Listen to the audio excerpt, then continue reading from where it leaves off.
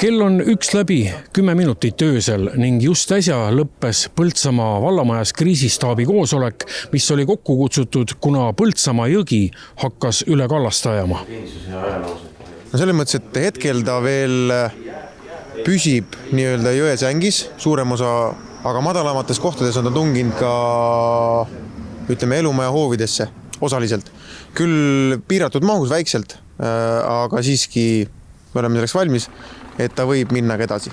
Nii et tegemist on ikkagi suhteliselt ohtliku olukorraga. Et me tegutseme selle nimel, et see vesi ei läheks kaugemale, kui ta praegu on. Selle nimel on tehtud ka otsused ja need viiakse praegu täide. Mida siis koosolekul otsustasite? Praegusel hetkel hakkab Päästeliit oma tehnilise üksusega rajama siis veetõkkeid, mis takistavad selle vee ja jää edasi tulekut siis elamukruntidele. Nagu näha, siis jõgi on tõepoolest nii palju tõusnud, et hakkab vaikselt inimeste elamistesse tungima. Tehnilise päästeüksus sai ka siin tänasel ööl vähekene tööd teha, et mida tehti?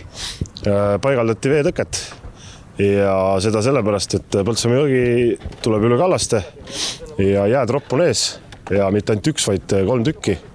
Ja kuna luure käigus ja kaarti uurides modelleerisime maastikku, siis maastik näitas ette, et on võimalik paigaldada veetõke ja seda me ka tegime. Kuivõrd ohtlikud sellised olukorrad on, kus tõepoolest loodus hakkab oma jõudu näitama? Kas just ohtlikud, aga nad on ju väga ebameeldivad ja inimestele muret tekitavad, et kui sa vaatad aknast välja ja sul jõgi on juba ukse ees, et siis on kindlalt on hirm.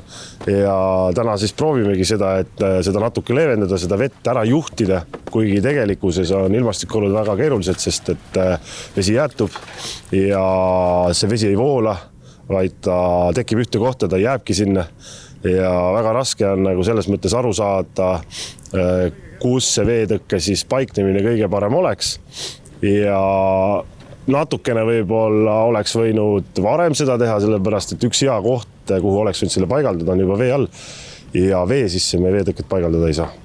No kui kaua seda nüüd monitoorida tuleb sedasi?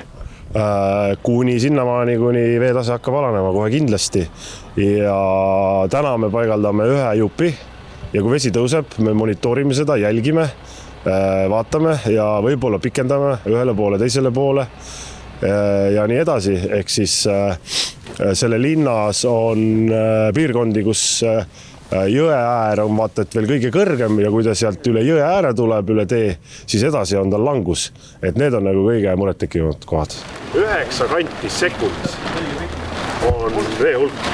Tehnilise päästeüksus on Päästeliidu loodud vabatahtlik päästevõimekus rasketes hädaolukordades tegutsemiseks. No nagu aru võis saada, siis tegelikult analoogne süžee on teil kõik juba ka läbi mängitud ja harjutatud õppustel. Ja, me oleme seda õppustel mitu korda läbi teinud ja tegelikult meil on ka paar aastat tagasi reaalne sündmus all, kus me ka talvel samamoodi külmaga tegime siis veetõkke 3 elumaja kaitseks. Sel korral vesi õnneks ei ulatanud selleni, aga kogemus oli hea ja täna siis täpselt sama. Ehk siis proovime ja vaatame.